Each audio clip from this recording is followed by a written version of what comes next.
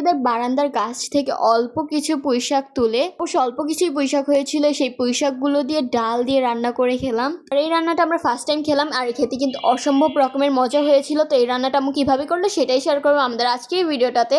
আসসালামু আলাইকুম আঙ্কেল আন্টিরা, সবাই কেমন আছেন? আশা করি আপনারা সবাই অনেক বেশি ভালো আছেন। আপনাদের দোয়া এবং ভালোবাসা আলহামদুলিল্লাহ আমরা ভালো আছি। This is me Shahjahan Maria from our Kulsum's moment. নিজের হাতে লাগানো শাক সবজি ফলমূল খেতেও কিন্তু অনেক বেশি মজা লাগে। আমাদের বারান্দা বাগানে অল্প কিছু পুঁইশাক হয়েছিল, সেই পুঁইশাকগুলো আজকে সকালে আম্মু তুলে ফেলেছিল ডাল দিয়ে রান্না করার জন্য। পুঁইশাক কাটার ভিডিও করতে পারিনি আম্মু। ফার্স্টে রান্না করার জন্য এখানে ডালগুলোকে ভালোভাবে ধুয়ে নিয়েছে, তারপর ডালগুলোকে চুলার উপর বসিয়ে দিয়েছে সিদ্ধ হওয়ার জন্য। তারপর আম্মু এখানে পুঁইশাকগুলোকে ভালোভাবে ধুয়ে নিচ্ছে। পুঁইশাকগুলোকে কিন্তু ভালোভাবে ধুয়ে নিতে হবে।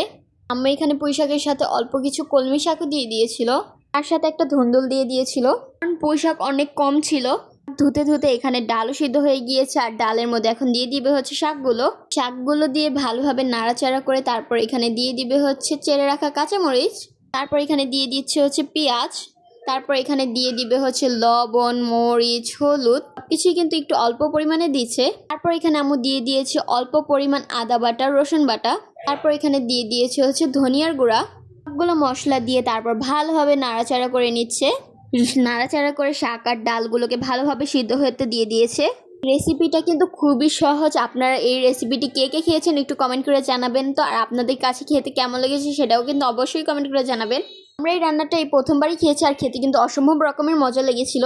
যারা এই রান্নাটা এখনো পর্যন্ত খাননি তারা কিন্তু এই রেসিপিটা দেখে ফলো করে তারপর রান্না করে খেতে পারেন।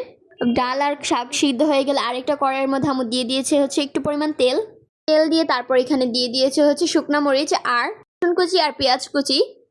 পেঁয়াজ কুচি মরিচ সবকিছু একসাথে ভালোভাবে কিছু সময় নিয়ে ভেজে নিচ্ছে। আর ভাজা হয়ে গেলে এখানে দিয়ে দিয়েছে হচ্ছে সিদ্ধ করে রাখা ডালগুলো। দেখি কিন্তু অনেক বেশি ইয়াম্মি লাগছে। রেসিপির ফাইনাল লুকটা কেমন এসেছে সেটা কিন্তু আপনারা অবশ্যই কমেন্ট করে জানাবেন। আঙ্কেল আন্টিরা দেখা যাবে নেক্সট ভিডিও নিয়ে। ততক্ষণ পর্যন্ত সবাই ভালো থাকবেন, সুস্থ থাকবেন। আল্লাহ হাফেজ।